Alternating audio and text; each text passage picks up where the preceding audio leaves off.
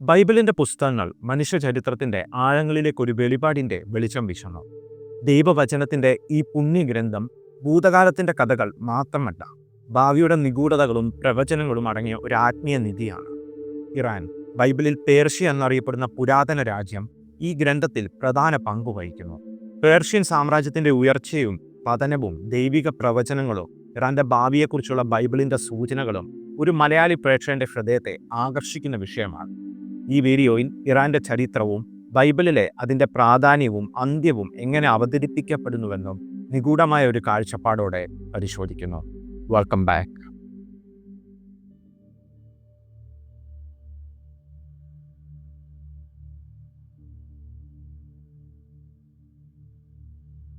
Iran പുരാതന ലോകത്ത് Persia എന്ന പേര് ധരിച്ച ഒരു മഹത്തായ സാമ്രാജ്യമായിരുന്നു. ഇന്നത്തെ ഇറാന്റെ ഭൂപ്രദേശം ഉൾപ്പെടുന്ന ഈ പ്രദേശം ലോക ചരിത്രത്തിൽ അതുല്യമായ സ്ഥാനം വഹിക്കുന്നു. ഏകദേശം ക്രിമു 550 സൈറസ് ദി ഗ്രേറ്റിന്റെ നേതൃത്വത്തിൽ അക്യുമെനിഡീസ് സാമ്രാജ്യം ഉയർന്നു വന്നു. ഈ സാമ്രാജ്യം മെസപ്പൊട്ടോമിയ മുതൽ ഇന്ത്യ വരെയും ഈജിപ്റ്റ് മുതൽ ഗ്രീസിന്റെ അതിർത്തികൾ വരെയും വ്യാപിച്ചിരുന്നു. സൈറസിന്റെ ഭരണം ദയാലുത്വവും നീതിയും കൊണ്ട് പ്രശസ്തമായിരുന്നു. ബൈബിളിൽ യെശയ്യാ 45 അധ്യായത്തിൽ 1 വാക്യത്തിൽ സൈറസിനെ ദൈവത്തിന്റെ അഭിഷിക്തൻ എന്നാണ് വിശേഷിപ്പിക്കുന്നത്. കാരണം അവൻ ബാബിലോണിൽ നിന്ന് യഹൂദന്മാരെ മോചിപ്പിക്കുകയും യെരുശലേം ദേവാലയം പുനർനിർമ്മിക്കാൻ അനുവദിക്കുകയും ചെയ്തു.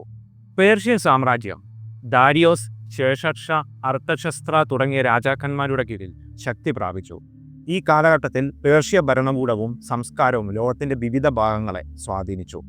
എസ്തേർ പുസ്തകത്തിൽ ശേഷർഷാ രാജാവിന്റെ കീഴിൽ യഹൂദന്മാരുടെ രക്ഷയ്ക്കായി എസ്തേർ രാജ്ഞിയും മൊർദെഖായിയും നടത്തിയ പോരാട്ടം വിവരിക്കുന്നു.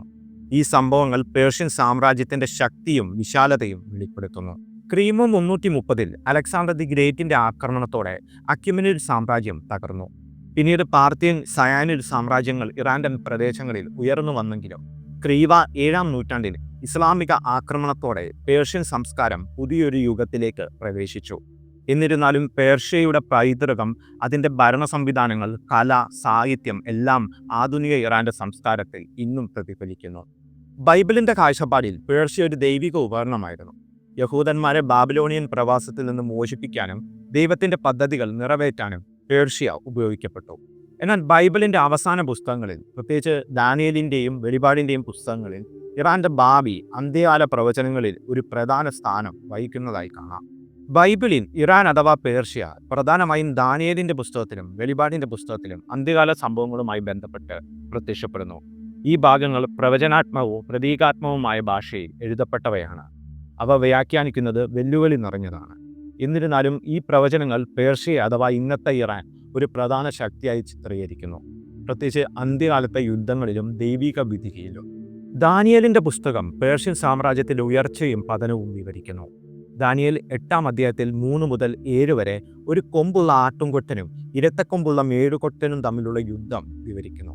ബൈബിൾ വ്യാഖ്യാതാക്കൾ ഈ മേടുകൊറ്റനെ മീഡോ പേർഷ്യൻ സാമ്രാജ്യവുമായി ബന്ധപ്പെടുത്തുന്നു. ഈ ദർശനത്തിൽ മേടുകൊറ്റൻ ആടുകൊറ്റനെ അഥവാ ഗ്രീസിനെ പരാജയപ്പെടുത്തുന്നു. എന്നാൽ ഒടുവിൽ മേടുകൊറ്റന്റെ ശക്തിയും ക്ഷയിക്കുന്നു. ഇത് പേർഷ്യൻ സാമ്രാജ്യത്തിന്റെ പതനത്തെ സൂചിപ്പിക്കുന്നു. ദാനിയേൽ 11 വടക്കുള്ള രാജാവും തെക്കുള്ള രാജാവും തമ്മിലുള്ള സംഘർഷങ്ങൾ വിവരിക്കുന്നു. ചില വ്യാഖ്യാതാക്കൾ വടക്കുള്ള രാജാവിനെ ഇറാനുമായി ബന്ധപ്പെടുത്തുന്നു.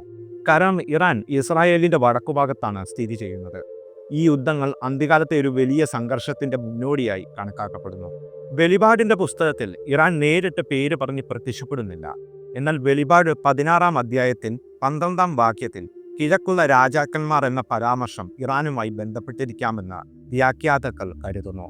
യൂഫ്രട്ടീസ് നദി വറ്റിപ്പോകുന്നതിനെക്കുറിച്ചുള്ള ദർശനം കിഴക്കൻ ശക്തികൾക്ക് ഇസ്രായേലിനെ ആക്രമിക്കാൻ വഴിയൊരുക്കുന്നു. ഇറാൻ യൂഫ്രട്ടീസിന്റെ കിഴക്കുഭാഗത്ത് സ്ഥിതി ചെയ്യുന്നതിനാൽ ഈ പ്രവചനത്തിൽ ഒരു പ്രധാന പങ്ക് വഹിക്കുന്നതായി കരുതപ്പെടുന്നു. യെഹെസ്കേൽ 38-39 ഗോഗിന്റെയും മാഗോഗിന്റെയും യുദ്ധം ഇറാന്റെ അന്ത്യകാല പങ്കിനെക്കുറിച്ചുള്ള ഏറ്റവും പ്രധാന പ്രവചനങ്ങളിലൊന്നാണ്. ഈ അധ്യായങ്ങളിൽ പേർഷ്യ അഥവാ ഇറാൻ ഗോഗിന്റെ സൈന്യത്തിന്റെ ഭാഗമായി പരാമർശിക്കപ്പെടുന്നു. ഗോഗ് ഒരു വടക്കൻ ശക്തിയുടെ നേതാവാണ്. ചില വ്യാഖ്യാതാക്കൾ ഇതിനെ റഷ്യയുമായോ മറ്റൊരു ശക്തിയുമായോ ബന്ധപ്പെടുത്തുന്നു. പേർഷ്യ, എത്യോപ്യ, ലിബിയ, മറ്റു രാജ്യങ്ങൾ എന്നിവയോടൊപ്പം ഇസ്രായേലിനെതിരെ ഒരു വലിയ സൈന്യവുമായി വരുന്നു. എന്നാൽ ഈ യുദ്ധത്തിൽ ദൈവം ഇടപെട്ട് ഈ സൈന്യത്തെ നശിപ്പിക്കുന്നു, ഇസ്രായേലിനെ രക്ഷിക്കുന്നു. ഈ പ്രവചനം ഇറാന്റെ അന്ത്യകാല വിധിയെ വ്യക്തമാക്കുന്നു. ഇറാൻ ഒരു ശക്തമായ സൈനിക ശക്തിയായി ഉയർന്നു വരുന്നു.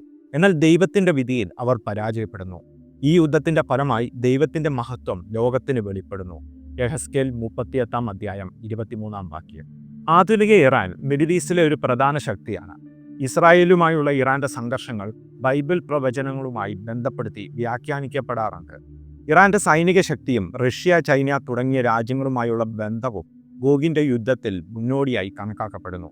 എന്നാൽ ബൈബിളിന്റെ പ്രവചനങ്ങൾ ദൈവത്തിന്റെ പദ്ധതിയിൽ ഇറാൻ ഒരു ഉപകരണമാണെന്നും അന്തിമ വിജയം ദൈവത്തിൻ്റെതാണെന്നും വ്യക്തമാക്കുന്നു. ബൈബിളിന്റെ പുസ്തകങ്ങൾ ഇറാന്റെ ഭാവിയെക്കുറിച്ച് ഒരു നിഗൂഢമായ ചിത്രം വരയ്ക്കുന്നു. പേർഷ്യ ഒരു കാലത്ത് ദൈവത്തിന്റെ ജനത്തെ മോചിപ്പിച്ച രാജ്യമായിരുന്നെങ്കിൽ അന്ത്യകാലത്ത് ഒരു വലിയ യുദ്ധത്തിന്റെ ഭാഗമായി മാറുന്നു. എന്നാൽ ഈ യുദ്ധത്തിന്റെ അന്തിമഫലം എന്താണ്? ദൈവത്തിന്റെ വിധി ലോകത്തിന്റെ ശക്തികളെ മറികടക്കുന്നു. ഇറാൻ ഒരു മഹത്തായ സാമ്രാജ്യമായി ഉയർന്നു വന്നെങ്കിലും ബൈബിളിന്റെ പ്രവചനങ്ങളിൽ അത് ദൈവത്തിന്റെ പദ്ധതിയിൽ ഒരു പങ്ക് മാത്രമാണ്. ഈ പ്രവചനങ്ങൾ ഒരു മൂടുപടത്തിനു പിന്നിൽ മറഞ്ഞിരിക്കുന്നു. യുദ്ധങ്ങളുടെ പുകയും രാജ്യങ്ങളുടെ ഉയർച്ചയും പതനവും ഒടുവിൽ ദൈവത്തിന്റെ മഹത്വത്തിന് മുന്നിൽ വഴിമാറുന്നു. ഇറാന്റെ ഭാവി ബൈബിളിന്റെ വെളിപാടുകൾക്കനുസരിച്ച് ഒരു നിഗൂഢതയായി തുടരുന്നു. നാം കാത്തിരിക്കേണ്ട ഒരു രഹസ്യം ദൈവത്തിന്റെ സമയത്തിന്റെ വെളിപാടിനായാണ്. ഈ വീഡിയോ നിങ്ങൾക്ക് ഇഷ്ടമായാൽ തീർച്ചയായും ലൈക്ക് ചെയ്യൂ. അതോടൊപ്പം ചാനൽ സബ്സ്ക്രൈബ് ചെയ്യാത്തവരാണെങ്കിൽ സബ്സ്ക്രൈബ് ചെയ്ത് ബെല്ലൈക്കൺ അമർത്തുക. അപ്പോൾ അടുത്ത വീഡിയോയിൽ വീണ്ടും കാണാം. നന്ദി, നമസ്കാരം.